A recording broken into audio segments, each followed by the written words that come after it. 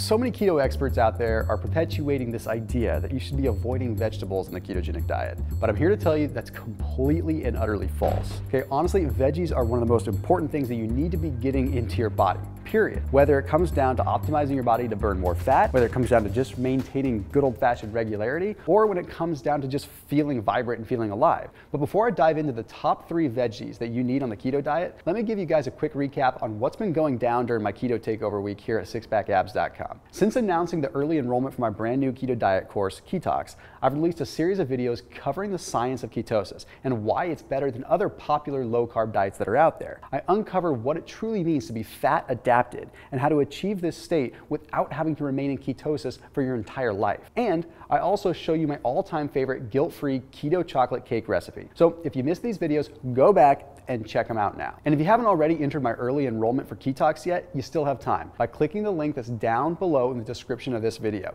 you're gonna be able to enter a drawing to win my complete KETOX diet course completely free. Plus, when you opt in early, I'm gonna be sending you over a free digital copy of my Pizza Lovers Keto Pizza Cookbook, so you can see for yourself how incredibly satisfying the keto lifestyle really is. So I wanna make sure you head on over to my site to enter to win and grab your free copy of my Keto Pizza Cookbook. So let's get back to the veggies. All right, so when it comes down to the veggies on a ketogenic diet, here's what you mainly wanna focus on. The first one that I wanna talk about is asparagus. The reason that I want you to be consuming a lot of asparagus when you're on a ketogenic diet is, aside from the fact that it's exceptionally low carb, it's very, very powerful with its prebiotic effect. Now, a prebiotic fiber is something that allows your existing gut bacteria to grow. So here's what's cool. When you're on a keto diet, you're getting rid of carbohydrates, which means you're not having the sugar or the starches that normally feed the bad bacteria. So that means that the bad bacteria that's in your gut slowly starts to kind of die off. And what happens is you're left with the good bacteria. But that good bacteria needs some fuel. So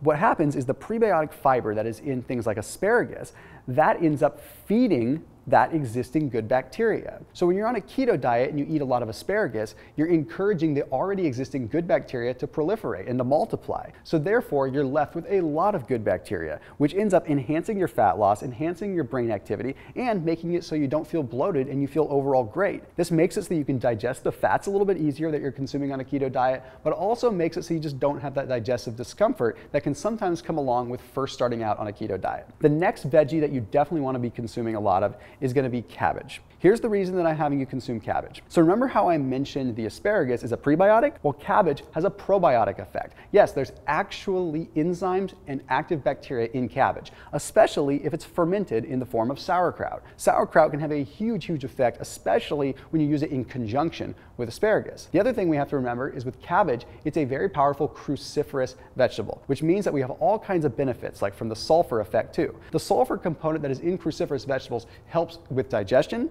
but it also helps in a detoxing process. You see, when you first start on a keto diet, all kinds of things are changing in your body. So you need a little bit of help to make sure that your body is functioning properly, especially your liver. And your liver needs that sulfur to do its job right. So if we provide the body with sulfur, then the body has the ability to kickstart the glutathione process in the liver, and we end up having a nice detox body that can really optimize ketones a lot better and give us a lot more fuel. Now, the last vegetable that I highly recommend is bok choy. Now, I'm talking about some kind of weird vegetables that you're not normally going to just pick up at the grocery store. Bok choy is another cruciferous vegetable, but it's exceptionally high in something known as diindole methane and indole 3-carbinol. Don't worry about those long-winded names. Basically, all that it does is it fights out additional estrogens that are building up in your body. So whether you are male or female, if you have excess estrogen in the body, it could contribute to a lot of negative effects. So if we have high levels of bad estrogen, like the hydroxy-16 estrogens, the estrogens that actually cause negative effects, we can end up having slowed fat loss. In fact, extra estrogen can make it so we gain fat easier, because it's sort of a vicious cycle. Fat turns into estrogen, estrogen builds more fat. It's a vicious circle, we want to avoid it. So bok choy is definitely very, very powerful at limiting this process. Okay guys, so I want you to stay tuned, because tomorrow I'm going to be showing you the absolute best and worst workouts to follow when you're on a ketogenic diet. I'll see you there.